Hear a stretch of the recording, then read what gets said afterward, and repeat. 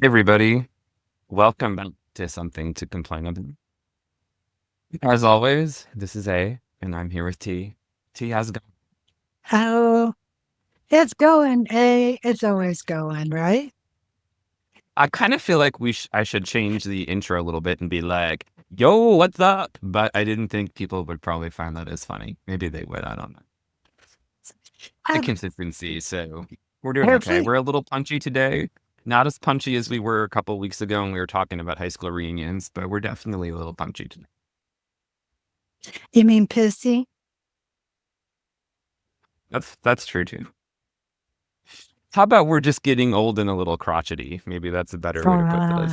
Yeah, It's getting old it's and nap time. cranky. Yeah, a little bit. Yeah, it's nap time, but then I can't sleep. Yeah, Like I'm that tired, I get. but I can't sleep. So I Yeah, can't shut off the brain. But now yeah. everything is going okay. No, nothing Do we? too Do you fantastic. run into the same problem with the brain shut off issue that I do? Like during the day when I need it on and to be functional, it sometimes is a little bit more of a chore to get it to be on and functional. And then when I'm trying to go to bed and go to sleep and I need it to not be functional, it won't shut up. Yeah, I thought that was just called perimenopause. Maybe you're going through the perimenopause. Maybe I am. Maybe. Men actually No. have andropause, I guess. So, Oh, I mean, she's they're like, not entirely dissimilar. So, but it's entirely possible. So, why not, right? Might as well have the fun. that is true. Well, let me know when you strip down to your bra in public because you can't cool off.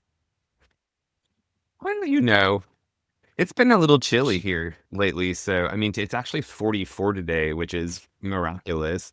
Um, because last week it was Sub 5 zero. and Yeah. sub-zero on some days. So I saw a meme and it reminded me of something you had told me, but it was a meme of this lady running across an icy street and she was like, just trying to cool off. Like, I Yes. can't I can't get my hormones to leave me alone. And she did have like she had a very thin blouse on and what looked like a skirt of some kind. And she didn't have any Mhm. shoes on. And I was kind of like, it's icy and it's snowing. And she's like, I can't regulate my body temperature. This menopause thing is killing me, or this perimenopause thing is killing me. I was like, mentioned that before, but Yeah. It's nothing for me over winter.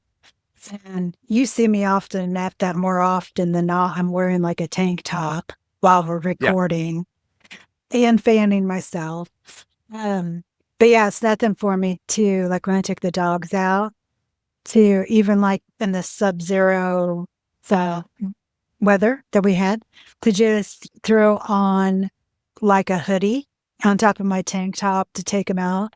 And that's mostly just for appearances. So I like semi-normal being the yeah. woman standing outside with her dogs at, -1 degree and more than just Although tank top and flip flops.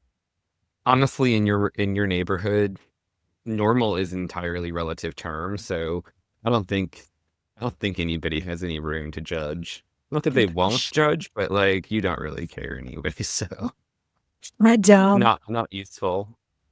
No, I'm it's I'm all good. about it. I'm about as classy as it gets around here. We are we are classy with a K. That's how this goes. Yeah. Yeah. Then So, everything's good. I saw Little T yesterday. We went to a paint your pottery place where you pick out pieces of pottery and you paint them yeah, and design and then they fire them and all that. So um, my finish my finished piece should be done sometime this week. But it is right. interesting because Little T, she's an artist Mhm. and she actually has a degree in art. So she approached the whole thing, which is, a very skilled and professional eye. Me, I'm like, oh, this is a cool shaped little bull. And I grabbed a pencil and I just started scribbling. And then I started coloring, between the lines. And I had several different colors going and She's like, well, what colors are you using? And I'm like, I got poop brown. And oh, this one says it says red wine. I thought I like the name of that one. And she's like, well, what's your color scheme? What's Whatever. red wine and poop? Sounds Wine and chocolate. That's my wine color and scheme. chocolate. There we go. But and so there was a lady who was about my age who was sitting at the next table, and she goes, "Oh, she has like a Southwest color scheme going." And I go, "Yeah, that's what it is. It's a Southwest color scheme." And I did it entirely intentionally too. Well, it's funny because I think she was like starting to kind of stress herself out. And I mean, I'm just in there go, do, do, do, do, do, just slapping paint on. And You were having fun. I was having fun. So, Oh, yeah, it that was fun. generation. Yeah, we had a good time. But I think that too, I mean, it's like once you know the, like sometimes I think you can know too much about something to where then it isn't fun anymore. Right. So, like for her, she's always looking at things with an artist's eye and like, oh, this Right. is a little off or that. And I mean, I did take art history for fun and I did do an art class in undergrad because I had to. But even then, I was just like, forget the rules. She does what she wants. And, Well, it kind of just yeah, depends on I, what you're there for. Are you there just to have some fun, or are you there to actually do art? Because, like, if you're there to enjoy yourself, then does it really matter? Do you have to yeah, be super, what sounds like more professional about it? Because it's not really you're not there to be professional. You're there to just enjoy yourself. I was just there to slap some paint around. That's right. So, That's what but you it, were doing. but it's all good. I decorated a little bowl, Yeah. and so we'll see what it looks like when it's done. And I'm like, I'm sure it will look like a tea creation, and that's fine. So, It's the intention. yeah, but Very nice. as a matter of fact, um, I never noticed the artwork behind me. That's mine, eh? Yeah. Yeah, I did that. So Nice. I get my moments of creativity, and there are no rules. It's just Maybe there shouldn't be. mm, when it's right, it's Maybe right. there shouldn't be. There you go. That works. So Well, what are we yeah, talking about today? What's our plan? well, what is our plan? Our plan today is I found 7 um obsolete or near obsolete skills that younger adults and teenagers and kids are not learning anymore. So these are either like all gone or they're Yeah. disappearing. So yeah, and this is again is from it's another BuzzFeed article. It's easy picking going to Love it. BuzzFeed and so Finding stuff. just finding stuff. So the first one, and boy, do I agree with this. How to properly write, format, and structure a formal letter. This is stuff we learned in high school. I want to say I started learning some of that in like junior high. Totally possible. Yeah. I don't remember exactly what year it was, but it would have been, yeah, some 7 through 12, somewhere in there. So we had, because when we were learning, right, when we were, at least where I went to school, when we were learning, Or gosh, how I to mean, some type. people took a typing class. This was part of it. Like, how do you type out Yeah. the letter, the date, who it's going to, what the reason, what its purpose is, making sure you're using a colon behind their name instead of a comma, right? Because comma is more informal. So Dear Dr. T, colon, instead of Dear Dr. T, comma, right? Like that would make it more formal. So we had to learn how to do that. I remember. I mean, we learned how to type at some point. I don't know if that was seventh grade or eighth grade. It was probably seventh grade. But we learned how to do this. And it's kind of Yeah. always strikes me for a while there when I was living in the Big O and I was working at the place I was working at. I was supposed to I did all the hiring. So I would read all the letters and all the whatever. And you could always tell the difference, right? Like who had more educational and professional training because the cover letter would actually be formatted professionally. And for those Mhm. who maybe hadn't had that training, it was more like, I want this job, please, thank you, kind of thing. But Well, and I think with that, you can see the age too. Like you can kind of guess someone's age because I know even like with my students, and I have students from age, 18 on up, just even how I read their messages to me through the course inbox, how yes, things are worded, how I'm greeted, uh, tells me a lot about kind of like what age they are without even looking at anything else. I think with this, I remember learning a lot about audience as well. And I remember even doing some like, and I remember handwriting, like how to even write to like your grandparents versus, a business one. But I would have been slapped upside the head by any number of adults in my life if I would have come across any, if I would have presented anything that I come across now as uh, professional communications. But I wonder with some of that, a lot of that, just understand your audience, I think has disappeared. You know, like when you talk to your professor, that's a formal situation versus texting with a friend. right. Absolutely. Yeah. So I don't, I'm guessing it's not being taught somewhere. probably not. And I think the with texting now having been around for so long now, And so much um, of the shorthand that comes with it. yes, that I mean, I find myself like I always, of course, now I just have a template that I follow when I need to do a formal letter. Um, but I do often have to kind of stop and think like, who's my audience here?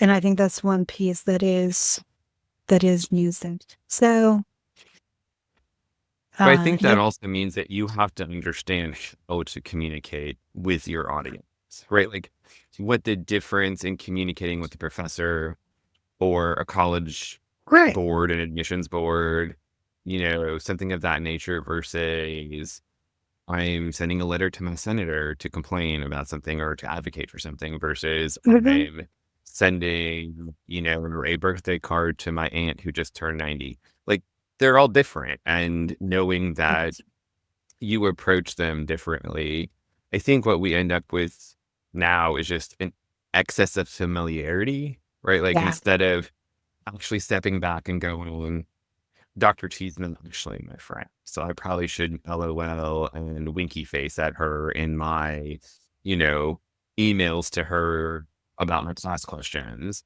versus, I'm talking to my classmate who is my friend and I can do whatever I want. Like there are And definitely and we're boundaries there that are not totally appreciated anymore. and we're talking about Dr. T. Yeah. And we're old.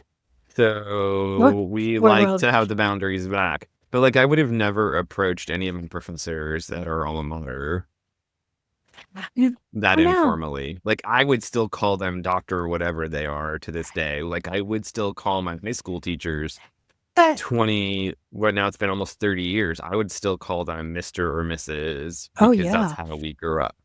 But it's even just in the greetings. Like, I don't know how many times I get a or a hey, Dr. T. Yeah. I Yeah. would have never have dreamt to, hey, It would have been any hello yes. or good morning or good afternoon or just Dr. T, Right. right? Well, It would have just been that. Yeah. And yeah.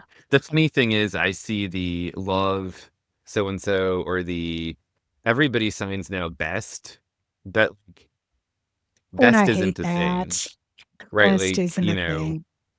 it's fine if you know the person pretty well, but what is best, right? Best is all the best, wishing you the best, best wishes. You could just say Best of luck. sincerely, Yeah.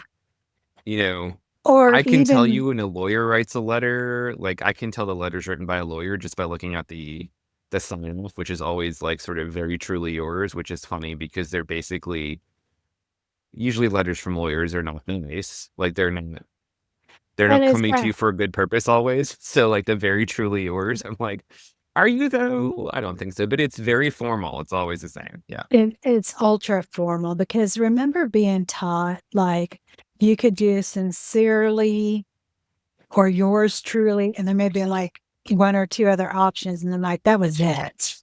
You didn't end with thank you. You didn't end with best. You didn't. Um, and now you see that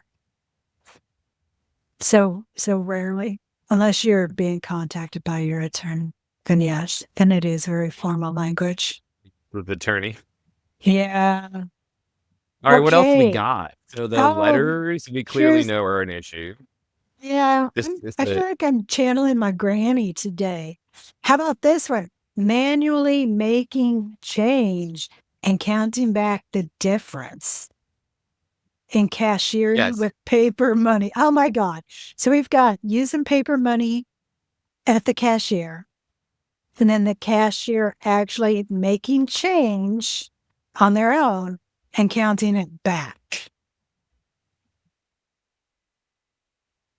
It's not it doesn't happen much anymore, right? Because most people are swiping a card and there's no need to get change. Or Well, you're going through the self-checkout and you put in your $10 bill or your $20 bill, and the machine knows that it's a $20 bill and it makes the change for you.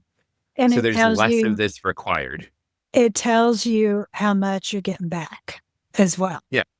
Then Yeah. like the um the old registers where yeah, you did have to do that.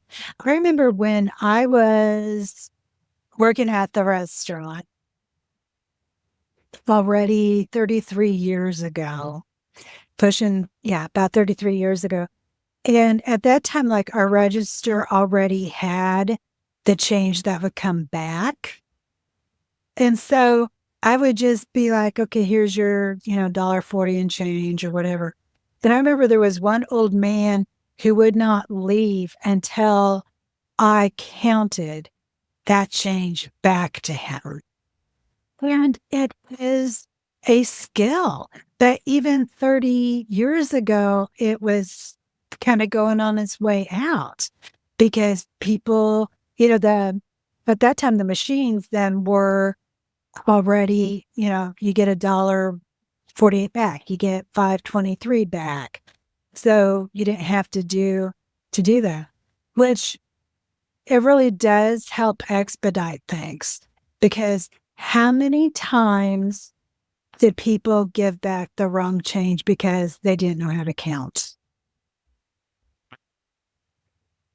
And I don't know how many times, like, even with my mom, counting her change, you gave me the wrong amount, or you gave me too much, so it was like this whole other dialogue that had to Right. happen. And but yeah, you're right. Now everything is either electronic or we do it ourselves or and I don't even know anymore, like even with sometimes like if I go out to a restaurant and I pay cash, And it's like, rather than just everybody messing with change, I just tell my server, just keep whatever's left over. Yeah, I don't carry much cash. Yeah. Like, I haven't for a long, long time. Like, I don't like Mhm. to. I don't like to have it on me. I hate change, like coins. Hate it, hate it, hate it, hate it. So we've got a little dish. We fill it up, and when it's full, it goes to the bank, and Mhm. but even now, like, you used to be able to take all those things in, and they would process them and put the money, like, give you money in your account. Like, they would deposit it Mhm. for you. And now they don't want to do that. They want you to roll them. They want you to take them somewhere, pay to have them rolled, and then bring in the rolls, which is Now, just stupid, but when it when is. I when I waited tables, I would roll my own change because back then you could actually buy the rolls like at Yeah, Walmart or your local dime store or even buy some from the bank. And so I would actually then roll my own coins. So, but again, serving tables in the early 90s, it was all about cash. right. Yeah, it was all cash. Yeah, Um, yeah. Fun fact, anybody who ever paid for my service or the food I gave you with a credit card, I never did see a penny of those tips. Fun Oh my. fact. Yeah. Oh, there were so many like Well, and now rolls. people don't even think about it. Everybody is using the card. They're doing the Yeah. whatever, right? They're tapping to pay, and they just, nobody thinks about it. So I honestly can't remember the last time I had to have somebody count back change to me, partially because I just don't use cash. I don't like having not just because I don't like the coins, but like I also didn't want to have a lot of bills on me because we live in a city, right? I mean, you part of the being aware of your surroundings and making sure you keep yourself safe mentality in my head is Mhm. if you carry cash, you're asking for somebody to steal it, right? Right. So I can call the bank and cancel all my credit cards in a few minutes time and nobody can have anything from my stuff. But if I have $500 in cash in my pocket, I can't get that back. So, like, I don't generally carry it here. I know I had a family member come visit us a couple of years back and does not like to use credit cards. So, I mean, has them, but usually likes to just pay cash. And every time we go to eat somewhere, she'd pull out cash and I'd be like, oh dear God, don't Oh, show no, no, anything. no. No, no, no. I mean, Oh, that actually, did I hear what happened to my tea when we were in Philadelphia mm-mm. already about 18 years ago? He took out several $100 in cash to have on hand while we were traveling.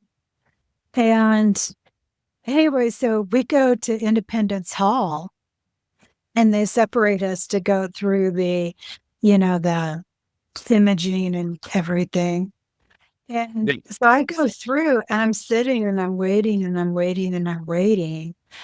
And of course, my T, he dresses like a bum. He was dressed like a bum in Philly. He was dressed like a bum going to Independence Hall.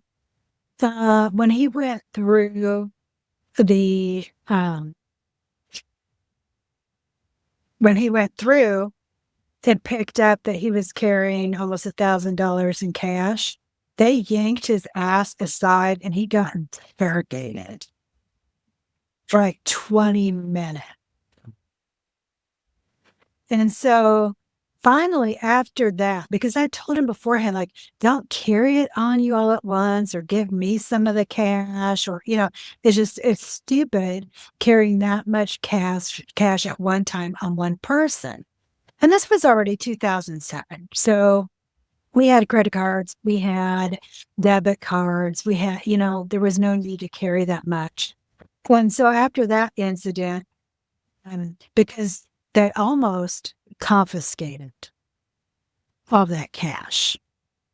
Because here's the issue with cash. Can't trace it, can you?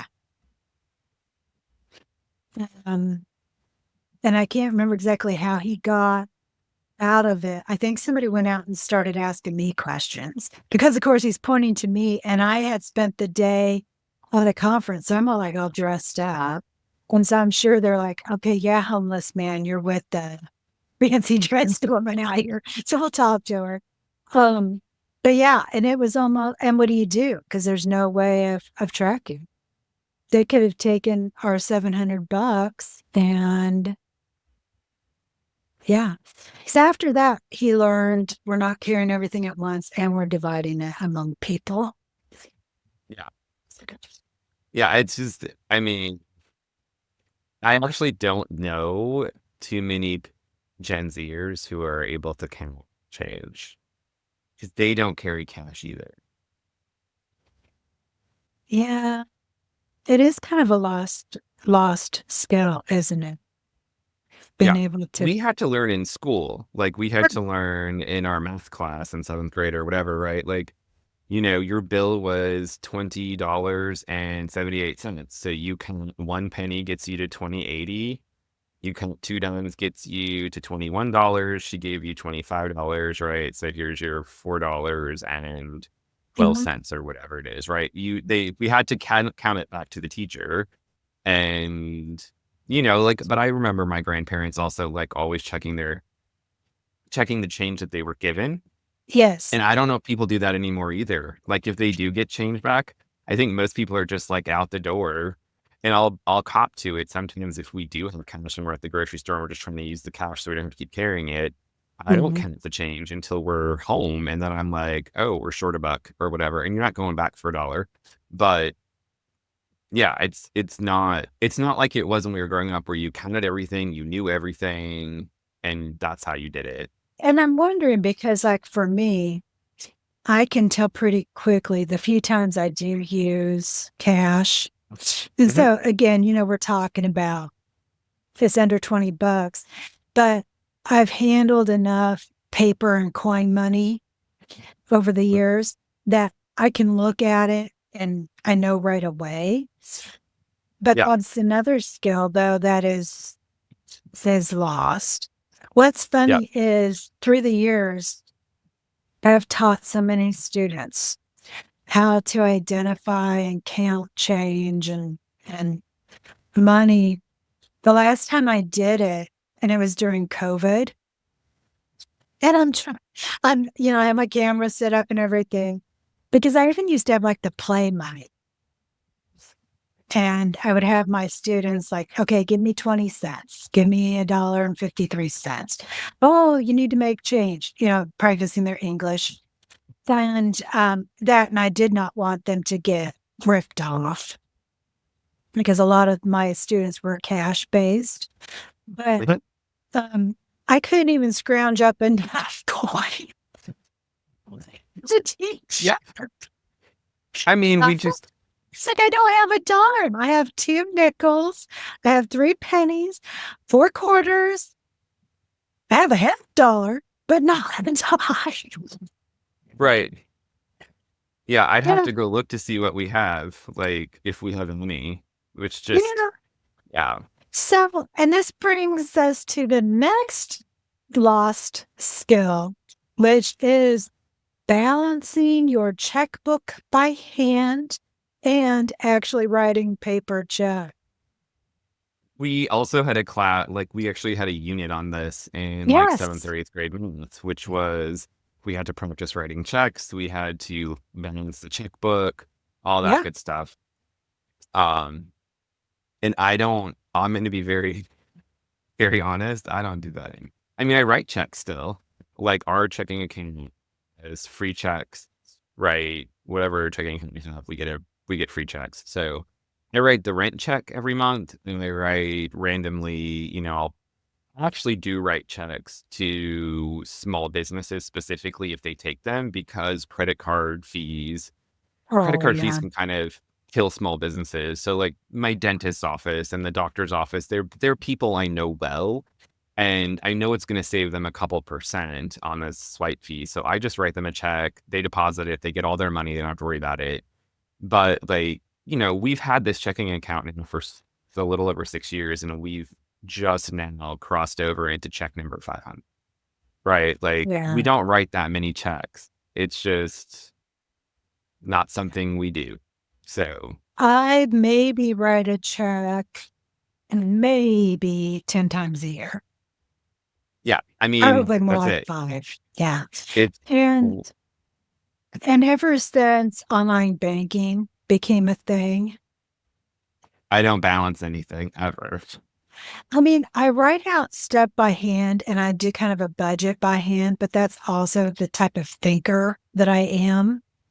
Yeah, Um, but otherwise, yeah, it's not the down to the penny and like before. So bank, somebody's interestingly enough, when we sign into our checking account, right, or online banking account, it has a tracker.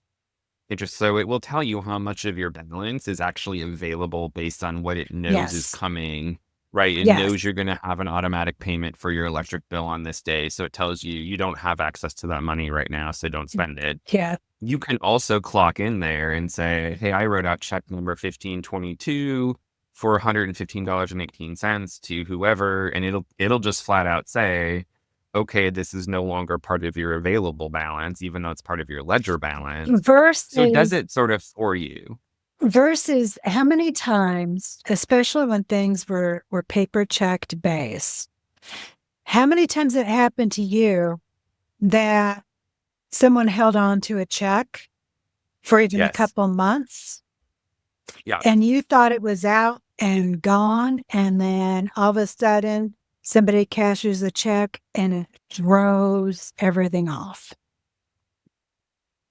That happened We so actually often. we actually still have that problem sometimes with the when we write the rent check, right? Every month we write a rent check. I used to do it through the online bill pay thing where the bank would write a check and send it to the guy. Uh-huh. And he didn't like that as much. So he just wanted me to write him a check. I'm like, that's fine, whatever. They're free.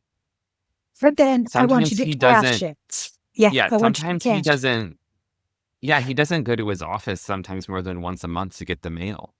So like our February rent check has still not been cashed. So we No. also have a running thing, right? Because my IT is Mhm. does all the accounting piece of it, has a running thing that tells us this is what's still outstanding, week by week that hasn't been cashed yet, right? And I mean, it's happened before where he hasn't cashed the check for rent until it's time to cash the next month's check, and then he cashes two at a time. So we have to be very conscientious of the fact that we've written those checks, they're out there, they haven't been deposited yet. It's easier because you can do all that on your So, phone, you can do it on your so laptop, you know what's going through how every in day the if you need to. hell could he evict someone if that's how he tracks rent? Don't know. I mean, he always Wow. ends up depositing it, but it Wow. can be a bit. So, but And to I me, used to call people and be like, "I wrote you this check 2 months ago. Are you gonna cash it or not? Because, like, you should well, have cashed it already." and nowadays that's just rude because even I can open the app on my phone, sign a check, and have it electronically deposited without even going to the bank. If T can do Yes. that, anybody can do that. Yeah, I do it all the So, time. um, yeah, that just, to me, that's just rude. But I do remember that on especially like, growing up with my mom, then, we were always just skirting the poverty line as it was. And I don't know Mhm. how many times mom would have everything balanced down to the penny. And then, like 2 or 3 months go by, and then all of a sudden, somebody's cashed a $150 check Mhm. that should have been, why did you hold it for 3 months? Yeah. So, yeah. Okay, here's another one because this one personally does drive me nuts. People who do not know how to properly touch type using all 10 digits. So I'm so tired of hearing people say, I know how to type, and then you go, see, t, t, t, t, t, with just one. No, that's not, I don't know what the hell that is. They don't Texting. teach. typing. It's on the I phone. mean, right. So people do it on their thumbs, but then they have no idea when you set them in front of a keyboard. But then so they're hitting with just one finger at a time. Like, Which is kind of funny because that's how my social studies teacher used to type. He somebody they didn't teach him to type or he didn't care enough to learn because he now, pecked, chicken now, pecked I the don't know keys about with the you. fingers. I don't know about you, but like when I learned how to type, my teacher would go around and hold a paper or something solid, a book or something over our hands as we were Mhm. typing so we couldn't see them while we were Yep, typing. yep. And to That's how this we figured out how proficient we were. yes. And so like to this day, people are amazed that like I can do 75 words a minute with 100% accuracy. And so like some young people, they're just like, oh, that's just magic. No, it was drilled into me. The And skill, we learned it. yeah, we learned it. I'm surprised they don't teach them that still because they all still have to type. I Well, mean, like, that's, even when I was teaching, they had to learn to type, and I realized that was 20 years ago, but, like, they still had to learn to type because they had to write papers, like, they had to type out papers, so, I yeah, mean, but we have had to you type on a seen, typewriter, but well, but here's the thing. Well, it doesn't, a keyboard's a keyboard. But yeah. here's the thing. I, I think it's still optional. I don't think it's pushed. And I think enough people go, well, I type good enough. You know, because even like my husband, and he types with his two fingers Mm. and it takes forever. But he's like, well, that's good enough for me. And then 99% of the time, he just sends it to me anyway because I'm a good little typist. But, college students, high school students, they still have to write papers. But it's, I don't know. I mean, it's the same thing like everybody is always online and connected, but then have somebody who's like, oh, yeah, I'm good with the computer. And you go, okay, well, open up a Word doc. How do you use Excel? Th that probably is part and parcel with the how do you properly write format and structure a formal letter, right? Oh, I We mean, learn that stuff in what for that, it was word processing, I suppose is what we called it back then, but typing class, you learn this stuff there, right? It was also part of when we would have the option to take like business class in high school or accounting or whatever it was. It was kind of the same class. I didn't take those because I was taking all the science electives I could. mhm. Um, but I remember they had to learn how to write different kinds of letters. We did a little bit of that in like English grammar, but I also Excuse remember me. doing a little bit in that freshman year in college. I remember one of the composition classes we had, one of the things we had to compose was a letter, if I remember right, in addition to all All the other right. stuff we had to write. But No, I don't remember that. Unless, it was it did you was take, 1995. did you take remedial English? Because I do I not didn't take remember any that. remedial anything. You know me. I didn't take any remedial anything. I don't remember doing that. That I think yeah, Well, maybe I'm wrong and maybe I'm just conflating the years I, because we're old and it was a long time ago, but I think I feel like I it's was old years. enough to have to do that. But I mean, I think they kind of go together. Like you didn't take, if you're not really taking a typing class, you may not learn how to type the letters or write the letters the way you should. And you're certainly not going to learn how to do touch typing. You're just going to be doing whatever is going to work for you. But I feel like that makes it really difficult to get through school because, like, I don't know, I wrote a bunch of really long papers. And if I was chicken Oh, pecking at the keyboard with two fingers, it would have just taken me so much but longer. have you seen those thumbs and those pointer fingers go? Because On the people, phone, yeah. they Like, I've seen people do it with the phone, but I don't usually see them type stuff on a keyboard. it's pretty sad because I've worked with a lot of like work studies. Yeah. It's very devastating to watch. Somehow they do it, but I'm just like, and then it's That's like I a pulled lost art. my black magic. I'm like, look, Right. you got 10 fingers? Yep. There you go. That's what they're for.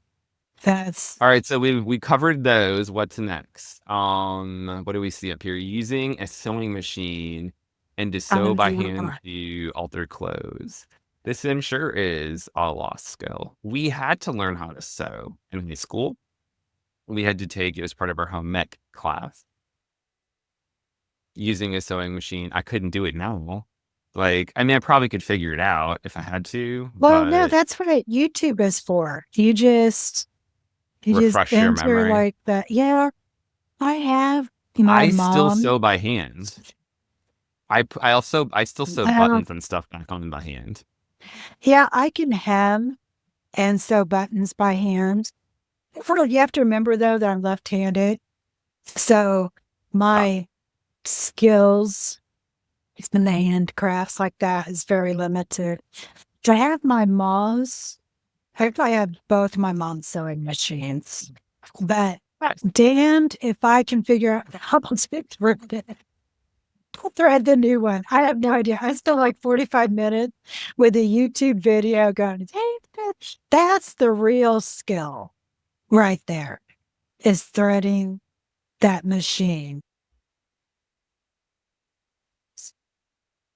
So, Like my mom had a sewing machine for a long time, and I would use it to repair things that I had yeah, ripped or whatever. And that was always the longest part of the process was getting the needles threaded the way they needed to be yeah. and whatnot. So yeah, I don't know how many people even know how to do that anymore, I think, unless it's part of something that they like. Maybe they're a vocational school learning how to do that because that's what they want to do. But I don't know. I think there is still a place for that and people who have those skills because I've seen a lot of just upcycling and a lot of sewing and things like that. A lot of people have it as a hobby. sure, I think like for me growing up, if I had anything new, it was homemade. So why, to me, it was like when I could finally afford stuff, I would actually go buy, not make it. Um, and then for me too, because I'm left-handed and everybody who tried to teach me was right-handed and had no patience, then I never got any enjoyment out of it. But I know probably half a dozen people personally who sew just for fun. It brings them joy. They like making new things. They like altering clothes. I think it's interesting that you were taught because where I went to school, the guys didn't do home ec. we all did. We all had to do And home ec at least, I don't know, at least twice, I think. And then we all had to do shop. So the oh, girls were in see, shop with I us. always I always wanted to do shop, and I was told no. Oh yeah, no, no. There were like advanced shop or whatever, and those were electives. Anybody could take them, but like usually by the time we got to the point where we could choose those, it filtered by gender sort of automatically. No. Like Yeah. they had an advanced foods class, which was really just a whole bunch of like learning how to cook. Um, and I took it because I liked the teacher. She was fantastic. She was a lot of fun. And also some of my friends were taking it, and there was one other guy. It was just me and another guy and like six girls in that class. And people would like give us crap about it, and we would both just be like, we get to eat at least like once a week. We get to make something. We don't have to go to the lunchroom and eat the crap in the lunchroom. Like we actually get decent food, so why not, right?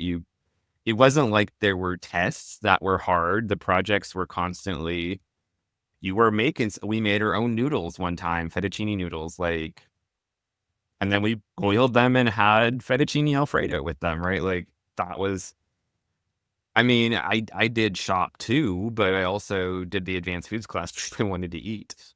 So But yeah, we could take any of them. You had Which one's to, is that? guys and girls had to be in both. You had to be, there were required shop classes and required home ec classes, and it did not matter if you were male or female. You had to take both. So at least where I was. It And is that may have been very, new, but it was very gender specific where I grew up. So I took home ec in junior high because I had no agency in my life at that time. And then after that, I refused to actually learn anything, which is why I had to teach myself how to cook at age 45. there you So, go. Yeah. I don't and remember much of what I learned in the cooking classes, but I still do fairly much remember how to sew, which is weird. And I think that's mostly because I mean, I think I would struggle to take a sewing machine and actually make something with it, even though we had to. But I am one of the few people I know who can still sew on a button. oh yeah, yeah, And I remember when I was teaching the first 2 years out of undergrad, I was in high school, right? And the one of my coat buttons fell off and I wasn't sure how to sew it back on. And the home economics, they didn't call them that anymore. They were called family and consumer science. I don't know what they're called today. But she taught me how to do it in a different way. Like a that I never like I could sew on a button on a shirt or a pair of pants or something, but I didn't know how to sew on a coat button so that you wouldn't have to go all the way through both layers of the coat or whatever. are And she you taught me a couple little serious? tricks for how to do that. And Oh, I was like, that's fantastic because that those buttons on I those coats know. fell off a lot. I know how So to do that. I didn't until well, I mean, I was teaching in 2001 and 2002 and 3, so, like, that's when I learned how to do it, but I knew how to sew on other Well, buttons before that. So, I still sew on buttons a couple times a year if I have to, but I don't do any other sewing, so that can you hand.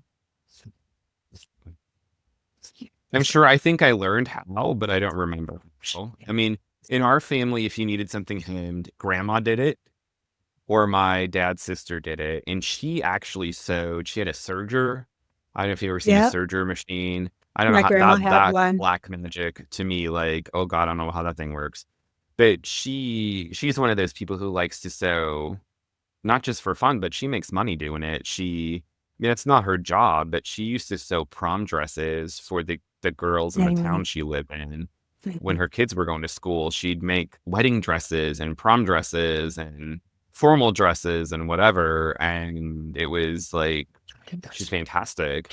So if we ever needed anything like that done, we'd either take it to her or to grandma, and they would handle it, and that was pretty much it. I don't think I ever saw her hem anything, but I don't know that I would know how to do it at this point. I know what it is, I just don't know how I would do it.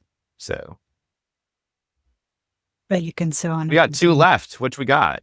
I see the phonetic alphabet on this list. Well, Whiskey Tango Foxtrot. That's That's another all I can say Michigan about that. terrier. I'll be honest here, we never learned the phonetic alphabet. It You was not know, a thing that was part of I didn't either. any educational experience I had. My I mean, brother, then, of course, is a pilot. This is what they use all the time.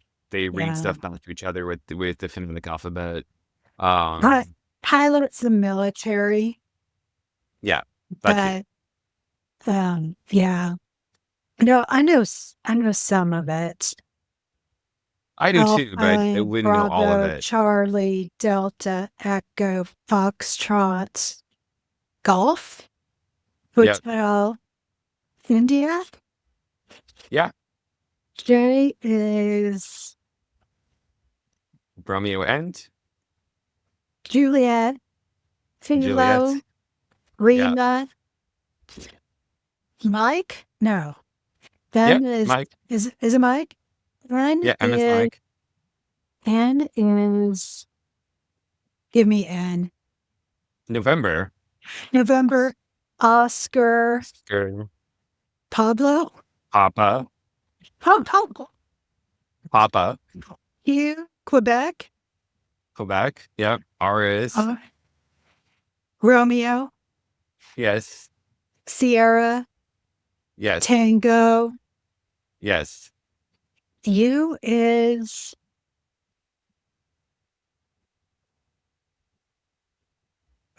You It's wear it. umbrella? No. You? Uniform. Oh, uniform.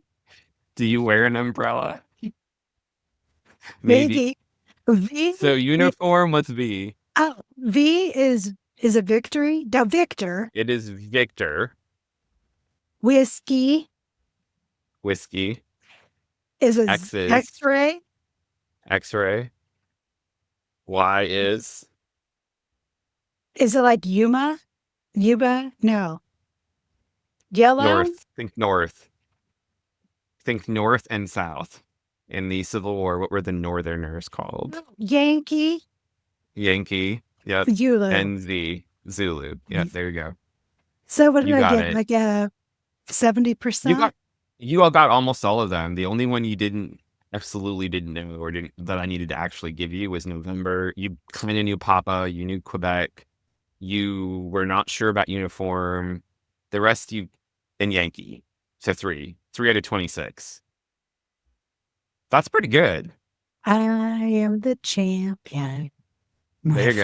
friend. I don't know what that is in percentages, but we'll figure it out. I feel more like it was probably like 20 out of 26. So 23 out of 26. I mean, but you got most of them. But I think you were 23 out of 26. There were 3 that I actually had to give you, but the rest of them you got to, Okay. even without a little bit of help. So we conquered phonetics. I don't think anybody much younger than us really pays attention to phonetics unless they were also in aviation or the military, or and that's pretty much similar. that. Now, the last one on our list is kind of funny to me. It's pocket knife skills. Never really thought of skills with a pocket knife. Like, we had pocket knives growing up. It was sort of a, hey, you turned a certain age. Grandpa gave you a special pocket knife. I think I Yeah. actually still have it somewhere. My dad gave me the pocket knife his dad gave him when he was a certain age. I do not carry them, but like, we grew up in rural America where they carried a pocket knife all the Yeah. time. But I had a Swiss Army knife for a long time. it was the same with my brother. I think he got his first pocket knife like at 8 or 9.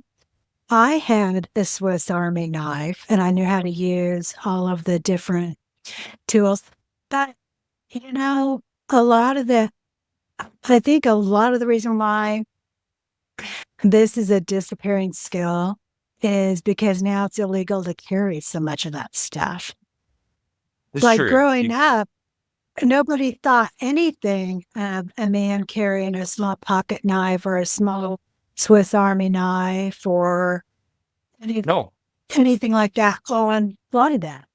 And even as no. a young woman, I would always carry one like in my purse because they were useful tools. Yeah. Yeah. I mean, when I was in Boy Scouts, we had to have one. We were camping, doing whatever we were doing on the hike. You needed a pocket knife. Farmers always had a pocket knife. Yeah. Either in their pocket or in like a little bit of a, hate to call it a holster, but like whatever. Yeah. Attached to their belt. Right next to their pliers, right? All my uncles always had a pliers and a pocket knife every time they left the house, because at some point they'd need it. And that was sort of just the thing is, now you can't go into a school or a hospital, Anywhere, probably really. almost anywhere, carrying anything. And they would go into town, they'd go to the cafe and have lunch with their farmer buddies, and they'd all be carrying their pocket knives. They would go to church and probably have a pocket knife. Yeah, Okay. I remember already being older and my brother being an adult, a young adult, and we were going somewhere. And I remember he was like, oh shit, got to run back out to the car. I forgot I was carrying my pocket knife with me. That even like that, I mean, he quit carrying his probably at least 15, 20 years ago. But he was always good. He was like always the good. He was always like the good Boy Scout. He always had a pocket knife and a lighter in his pocket. So we were always good. Yes. Yes. He was ready to roll. Yeah. So yeah. The big question I have with this is, how many of these are really still needed? Like, I don't know how to churn butter. and I've made it 48 years just fine. Yes. Well, I mean, honestly, I think truthfully, making change is probably not needed because very, very rarely does that happen anymore, right? Most people don't worry about their checkbook because it's automatic. You can check your app and you know exactly how much money you have. So the question there is always, if you're writing checks, then that's an issue. But if you're not writing checks anyway, then Mhm. everything is sort of either automatically deducted, and the minute it's deducted, it's obvious, right? So I'm not sure that there's a need for most people to balance a checkbook in a small household, right? We're not talking businesses here who are writing checks. We're talking you and me. We have to balance Mhm. our checkbook because you write 5 checks a year and I write 20 checks a year, and we always know those checks are out and they're usually big, right? The rent check is big, Mhm. so I know when it's coming. I don't think people need to do that anymore. The pocket knife, I don't think it's an issue of is it a necessity. I think it's just not allowed. Right, Mhm. right, like, as you pointed out, people can't take them where they used to take them. Now, does that not mean that you've probably got a pocket knife if you're a rural person in your, glove compartment of your car or even just in your dash, right? You're ready to grab it if you need it. Sure, probably do, but you're not carrying it in your pocket like you used to because you can't. You can't go into the school because they have Mhm. metal detectors, or you can't. Right, you can't maybe go into a hospital or the courthouse or a city hall or whatever you maybe would wanna do. So, maybe that is a little bit. I think the skills are probably still useful. I just am not sure if the access is the same. Now, the sewing piece of it, I think that's still a useful skill. I just think that people probably don't do it very often. They donate their stuff and they just go buy something else, right? Like, if, Yeah. doesn't Well, work anymore. I mean, there comes a point in time that I know for a long time it got to the point where somewhere in my childhood, it became cheaper to go out and buy something new versus going out, buying the material, little all the buttons and, the other little pieces that go with it, the time to make it and everything else. It, it became cost prohibitive. It's also time Because, prohibitive, right? right, it is. A lot of us don't have time for that. So you just move on. So I think Yeah. the skill is still good. I'm just not sure it's as useful as it used to be. Phonetic alphabet, I'm not sure is useful unless you're military or aviation. So I'm not sure it was Or ever want to impress your friends. that too. I mean, like, I don't know, when we were in high school, people would write notes to each other and they'd try to do it in code. I remember I had a couple classmates who thought it was super cool to like use the Greek letters to write notes to each other and hoping that the teacher wouldn't be able to read it. And honestly, with some of the teachers, they couldn't read it. But like if you knew the Greek alphabet, you could figure it out, right? It was literally just transliterated. Well, But wait like, a minute. the phonetic Well, alphabet, nobody's doing whiskey. I mean, we say whiskey tango foxtrot sometimes as a way to disguise the fact that we're trying to say what the fuck. But like at this point, also, nobody cares if you're disguising your what the fucks because people say it all the time anyway, right? it's what the fuck. Right, exactly, because what the fuck. So, the touch typing, this is, I don't know. I don't think this should be obsolete. I think it is to an extent obsolete. I think it would be better if people could still learn how to type the way that we learned how to type. But I Yes. also think that people should know how to write and structure a formal letter, period. I think losing those kinds of skills makes us a less, what's the word I'm going to use here? Well, as an I mean, culturally, I think it's bad. I think it's unhelpful. I'm going to try to say it though. it's literacy. It's tied to literacy. And so I would Yeah. argue, even with the money side, you need to at least know how to do it. You need to know how to count back change simply because it helps solidify what we're talking about when we're talking about values of money. Yeah. And it's another way of understanding numbers because, money is all decimals, right? Decimals, percents, fractions, they're all three of the same thing. Similar with writing a check, you need to be able to balance a checkbook because that's adding and subtracting, right? So if you take away the ability to do those things, then you're uh, negating some financial literacy. I think especially with the learning to write letters and even with the typing, because typing is such a necessary skill, but definitely with formatting letters, that's literacy. So if we're not teaching these things, we are actually creating a grossly less educated populace. Yes, I agree. Um, and and then like sewing, that's a good skill. Typing, a very good skill. Um, but yeah, the teacher in me is going, no, we need to at least know how to do these versus not learning them at all. Then whether or not you I mean, retain it is another thing. But it's a little bit like, when we first started getting all the fancy calculators, right? I remember if you remember, we would get the graphing calculators and stuff like that when we were getting into algebra and geometry and whatnot in the early 90s anyway.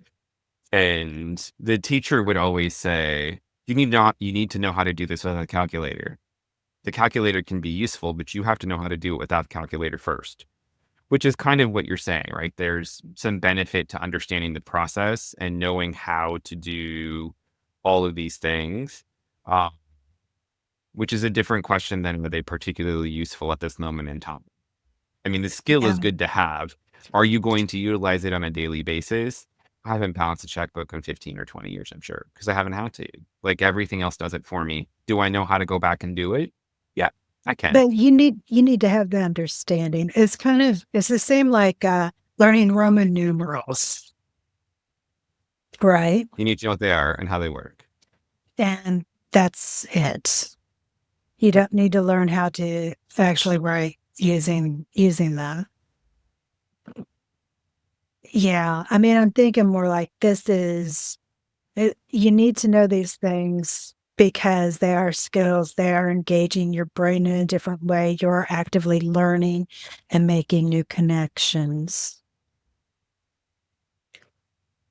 Even with a I pocket agree. knife, you can do more than stab someone with a pocket knife. You can do all kinds of wonderful things. You can even use it as a Which is good. little lever, You can. Yes. and that's physics. And we all know how I feel about physics. We we So, do. okay, so these were seven Yeah. of many. One of the ones that I did leave out was knowing how to kill and dress a chicken. I have lived 48 years without knowing how to do that, and I'm fine with it. So I do know some how of to the do that. some of I these have done things it. do not apply. Our mutual friend T, one day I was staying at her farm with her, and it was this is the day to dress you know, To the butcher the chickens. chickens. A butcher and dress the chickens, and they told me that if I stayed, I could keep whatever I butchered and dressed. I could get in the car fast enough. I was like, oh, well, no. Um, I get it. yeah, I get thanks, it. but I no haven't thanks. done it since high school, but we had to do it growing like that was the same. We would go to my uncle's every year and we'd butcher a cow and we all had to participate. We had to help with the processing. Yeah, I no, was in thank you. 4-H and would raise chickens. Part of processing the chickens was Wait a dispatching minute. them and You mean plucking them and dressing them. the chickens that you raised for 4-H didn't go to like a big chicken rescue farm Oh, afterwards and live long little chicken lives? they did.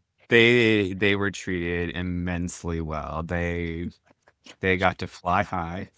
To go to a special chicken resort They did. upstate. They got to retire beautifully. They sure did. Okay. Okay. Because, That could be its own episode. So we'll just leave that one where it's at. But you have to anyway, lie to me about these things, right? I know that's what I'm doing. I know. Anyway, for those of you listening, if you're still with us, goodness gracious. We're having some internet issues I'm kind of noticing, so hopefully this isn't messing up Yeah. with our recording too much, but we'll catch that on the editing side, and if we have to, we'll fix it. But Yeah. anyway, for those of you listening, thank you for paying attention. Let us know what you think about these things, because obviously you may have had different experiences. I would be kind of curious to know about those of you who grew up in a city. Did you need a pocket knife? Did you carry a pocket knife? Were they even things like maybe you couldn't take them into your schools even back, when we were growing up? Obviously, we could. We could in rural areas drive to school with our shotguns in the rack on our window, right? In the back of our truck or whatever it was. Like nobody thought twice about it.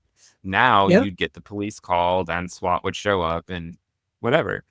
Yeah. So I wonder if some of this is also dependent upon, again, where you grew up, like a lot of the things we've talked about in the last couple of weeks, like even the reunions, like I think those are different in big schools than in little schools. So I'm kind of curious if you grew up in a big city, maybe you grew up in a different state than we did. I mean, did some of these things occur? Did you learn how to touch type? Did you not learn how to touch type? Let us know how these worked for you and if there are things you still do or if you think that they went the way of the dodo, and that's perfectly fine. So put some stuff in the comments. Remember to like and subscribe. Tell your friends. Get them to like and subscribe and tell their friends. Remember, it's free. So this is Yeah. episode 6 handfuls. We've made it over a half a year doing this. So we're Holy going to have to shit. celebrate somehow. I mean, goodness gracious. But anything else you want to throw in here to you before we go? No, I'm just surprised that we've made it 30 episodes and we haven't gotten into a fight and cut the whole thing off. Maybe that'll be the 50th It might. episodes of the show.